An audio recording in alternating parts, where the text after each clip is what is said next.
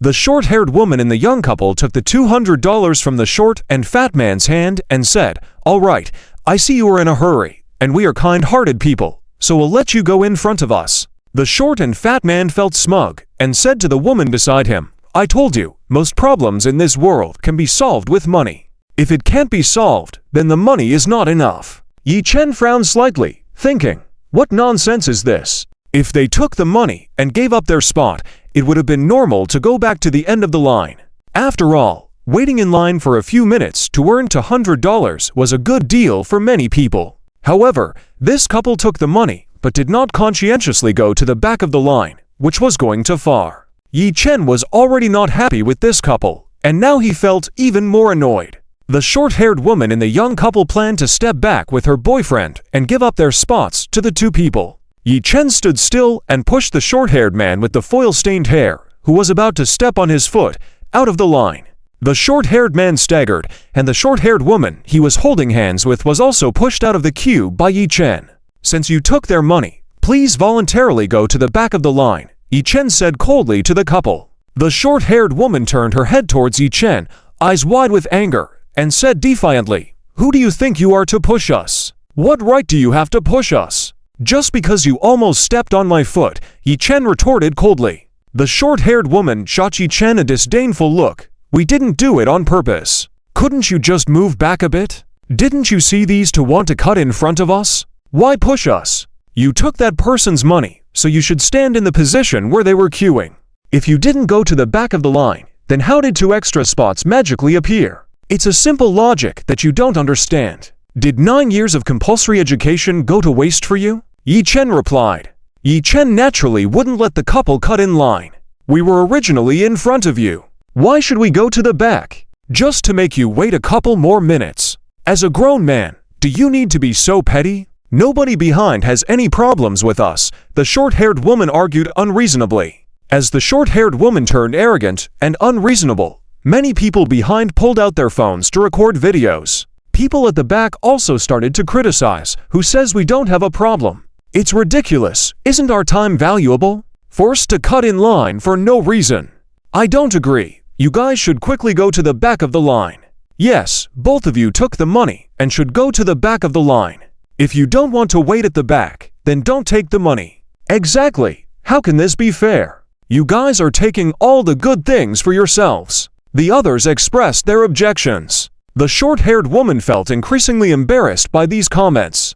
"I want to stay here today. I took the money and just gave up our spot. What's it to you?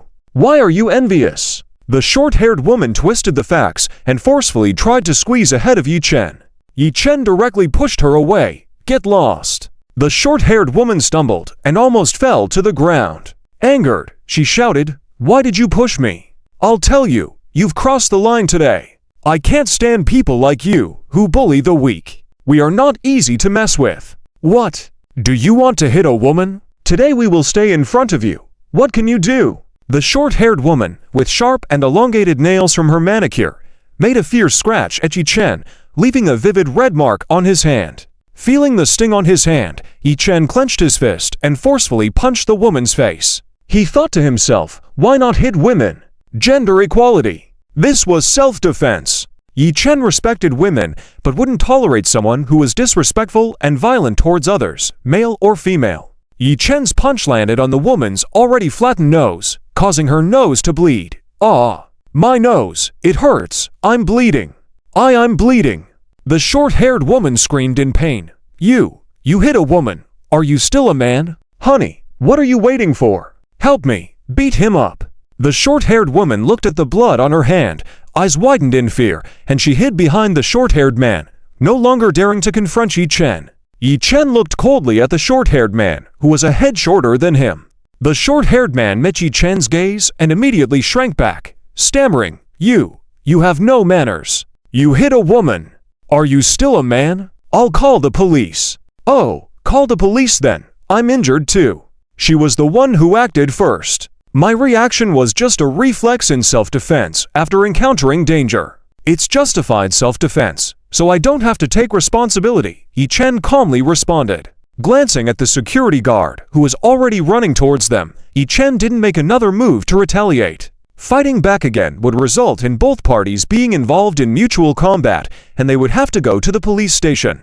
Yi Chen didn't want to delay his first mountain climbing trip with Su Ningwei today. The man with scalding memories and short hair said with a straight face, "What can a woman do to you? She just scratched you, right? You're not seriously injured.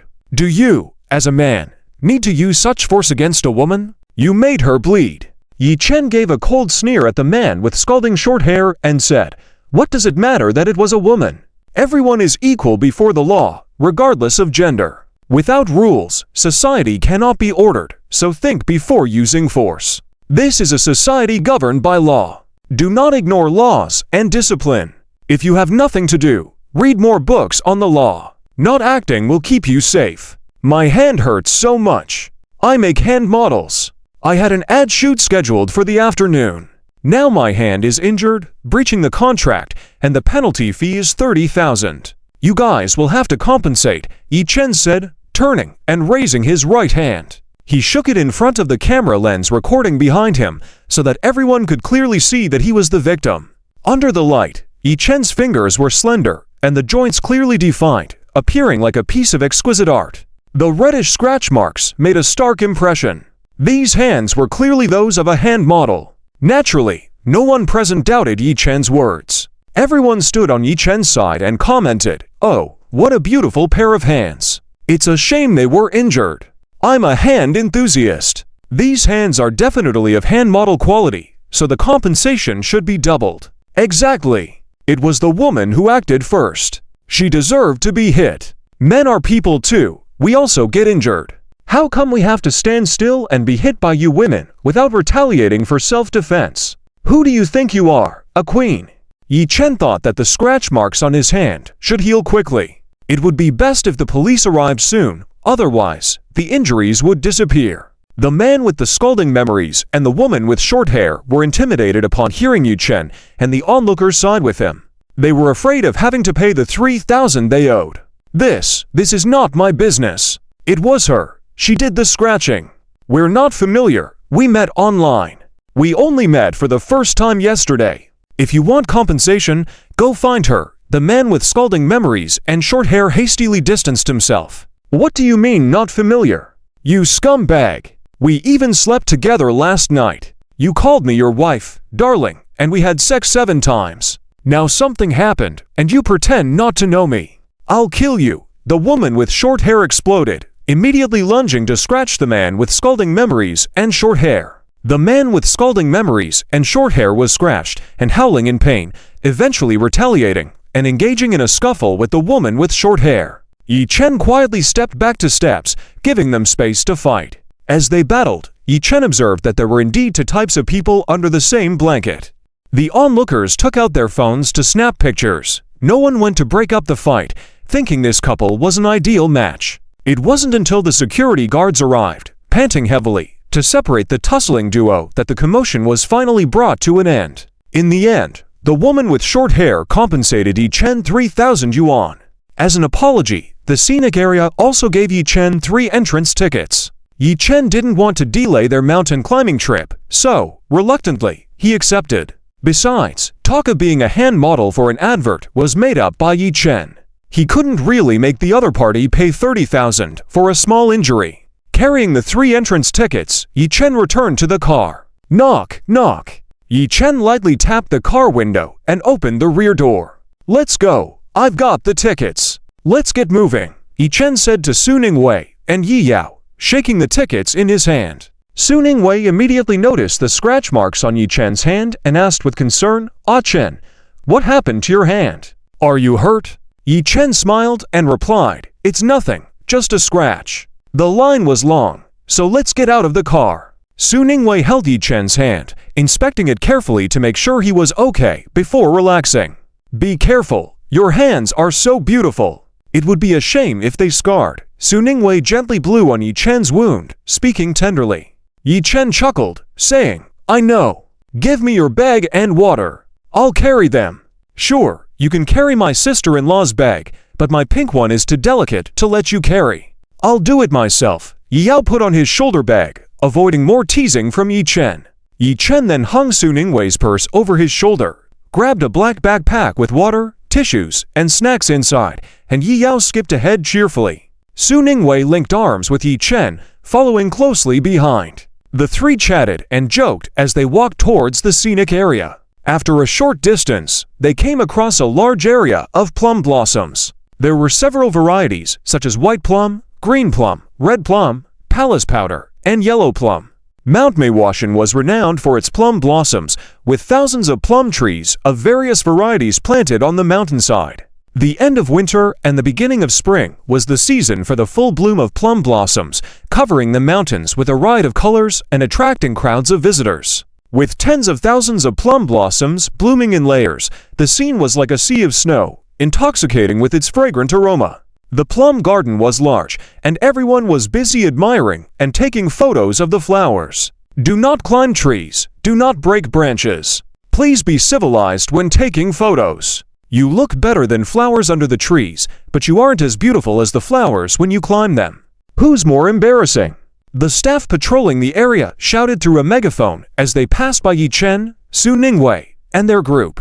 Walking through the sea of flowers, the scent of blossoms filled the air. Wow! This place is so beautiful and fragrant, Su Ningwei exclaimed, her eyes full of wonder at the fragrance of the plum blossoms. Turning his head, Yi Chen whispered softly in Su Ningwei's ear, "You are more beautiful and fragrant than the plum blossoms." "You're such a sweet talker." Su Ningwei blushed instantly. Yi Yao turned and called out to Yi Chen and Su Ningwei, "Brother, sister-in-law, there's no one here. This palace powder plum blossom is the most beautiful. Come stand here. I'll take a picture for you." "Coming." Yi Chen smiled, hugging Su Ningwei's waist and walking towards the lush, vibrant palace powder plum blossom. Yi Chen embraced Su Ningwei, standing under the plum blossom tree, removed his mask, and revealed a happy, sweet smile to Yi Yao's camera. "Wonderful. You two are a perfect match. So sweet. If you two came to take photos in traditional Chinese clothing, it would be even more stunning." Yi Yao couldn't help but admire. Su Ningwei raised her eyebrows, smiling as she said, "I love the idea. When my husband and I take wedding photos, we must have a set in traditional Chinese attire. I think it's okay." Yao Yi smiled and nodded. Yi Chen smiled in response, "No problem, I'll make the arrangements." The flower sea truly became a background board, and Yao Yi felt for the first time that people looked even better than the flowers. The gaze exchanged between Su Ningwei and Yi Chen was too sweet, almost tear-jerking, simply overflowing with love, so happy. Holding up the camera, Yao Yi clicked away happily. A gust of wind blew by, and pink and white petals fluttered down. Yi Chen and Su Ningwei stood amidst the petal rain, looking as beautiful as illustrations in a comic book. "Wow! So beautiful! Seriously, you guys are just like characters stepped out of a comic book." Yao Yi couldn't help but exclaim. After taking many photos for them, Yi Chen said, "Yao Yao, give me the camera. I'll take a few shots of you two as well." "Sure, here you go. Help us look even more beautiful." Yao Yi handed the camera to Yi Chen with a smile and ran up to link arms with Su Ningwei. "Got it. I'll make sure you're satisfied," Yi Chen said as he adjusted the angle and found the perfect composition. "You both look stunning today. Your pose is great. Now look over here. Say cheese." Yi Chen praised with a smile. Praise is the best cosmetic. Yi Chen's praise made Su Ningwei and Yao Yi smile even more confidently and naturally. "Cheese!" Su Ningwei and Yao Yi shouted with a smile.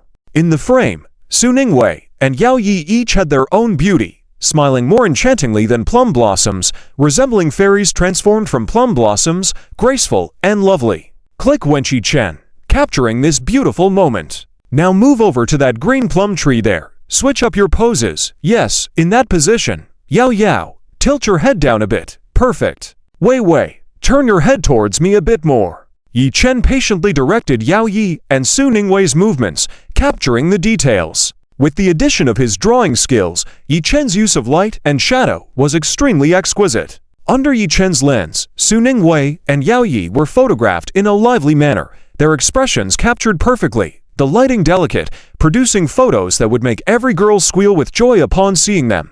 After taking several sets, Yi Chen, Su Ningwei, and Yao Yi continued to admire the flowers as they walked towards the next scenic spot.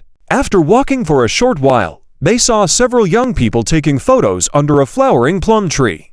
A decently dressed girl under the plum tree frowned and asked, "There's no wind now. Did you capture it earlier?" The boy with the camera quickly handed it over for her to inspect. After looking, the girl furrowed her brow and said, "What's this? Just a few scattered petals, not beautiful at all. Let's redo it." "But there's no wind now. Where do we find petals?" The boy hesitated. The girl gave the boy an annoyed look and said, "You blockhead, just shake the tree, can't you see?" But the staff just said to appreciate the flowers with respect. The boy furrowed his brow. "That's not your concern. You focus on taking photos seriously. We're just shaking the tree, not destroying it. How is that disrespectful?" The girl commanded the two other boys beside her, "You to shake the tree, put some effort into it. You must create a flower rain effect for me." "All right." The two boys replied and went towards the plum tree behind the girl. Seeing this, the boy with the camera prepared to take photos. The two boys began shaking the tree branches vigorously, causing a large number of petals to fall to the ground with the sound of the shutter. In the petal rain, the girl posed in various ways, even happily dancing.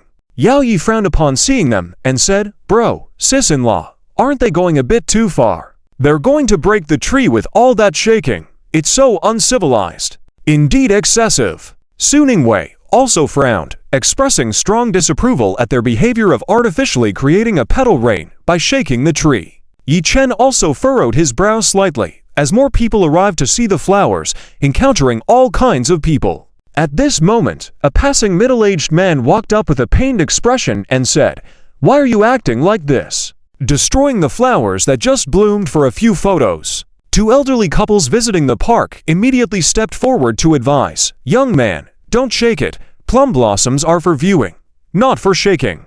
These plum flowers only bloom once a year. If you shake all the flowers, what will the people behind you see?" The old man frowned. The old lady also said, "Exactly, by shaking the plum tree so recklessly, you've already damaged it. I've been watching this plum tree for most of my life. It's been growing for over 20 years. Don't ruin it with your hands." The two boys shaking the tree stopped their actions upon hearing everyone's comments, no longer daring to shake it. The girl under the plum tree, seeing the petal rain stop, arrogantly retorted to the people advising her, "What business is it of yours? Mind your own business. What's it to you? Are you living by the seaside? Do you have such wide concerns? I want to shake the tree. So I will." The passing middle-aged man, seeing that advice was not working, shook his head helplessly and decided not to meddle further, walking away. The two elderly couples sighed and went to find park staff to handle the situation. "Why did you stop? What are you afraid of? Keep shaking. Go shake the tree," the girl in the petal rain said arrogantly. The boy with the camera also advised, "Wu-Ru, how about we call it quits? Climbing the tree is dangerous. We've already taken several shots of the petal rain. Shall we just skip it today? I want to have the petal rain shots. I still have to dance moves to do. Without the petal rain, there's no atmosphere at all." Wu-Ru completely ignored the advice. The named boy hesitated and said, "Climbing the tree isn't a good idea. What if the staff comes later?" "Coward, what are you afraid of? If the staff comes, I'll take care of it. You just go up. You've always wanted those AJ sneakers, right? Climb up and shake it well. I'll get you a pair tomorrow." Wu-Ru raised her chin. The named boy's eyes lit up, and he excitedly said, "This is what you said. You can't go back on your word." Another boy shaking the tree with envy said, "I can climb trees too. I want a pair of AJ sneakers too." "All right, you also climb up. I'll buy you one too. Hurry up, don't dawdle. If the staff comes later, we won't have any more photos. Climb higher. Be careful not to get captured in the shot," Wu-Ru impatiently said.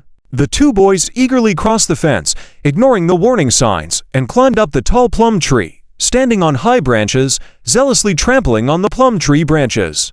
A large amount of blooming plum blossoms fell down. Even the flower buds that had just bloomed were not spared. They were all shaken loose and fell on the ground. Wu Yu picked a small branch of bright plum blossoms from the plum tree, inserted it behind his head, and forcefully picked a large branch of plum blossoms to hold in his hand, posing in various supposed beautiful postures under the tree. The man taking photos knew Wu Yu's temperament, and knowing that persuasion was useless, could only obediently take photos for Wu Yu.